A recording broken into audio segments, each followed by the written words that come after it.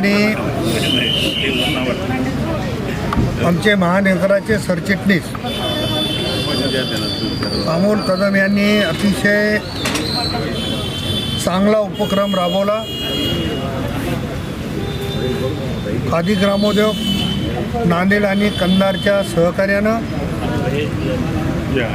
जिल्ह्यातील राम भक्ताच्या सहकार्यानं या ठिकाणी भगवा ध्वज निर्माण करण्याचं काम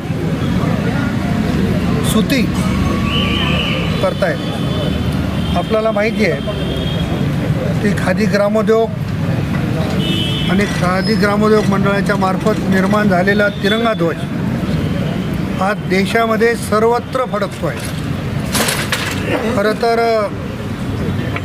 मी मनापासून माजी आमदार आणि ज्येष्ठ नेते किशोरराव भोशीकर साहेब, खादी ग्रामोद्योगचे सर्व संचालक आणि सर्व अधिकारी कर्मचारी यांचं मनापासून अभिनंदन करेल की अशा पद्धतीच्या चांगल्या क्वालिटीचं काम नांदेडमध्ये करतायत, ज्याच्यामुळं देशामध्ये नांदेडचं नाव पुढे जाते।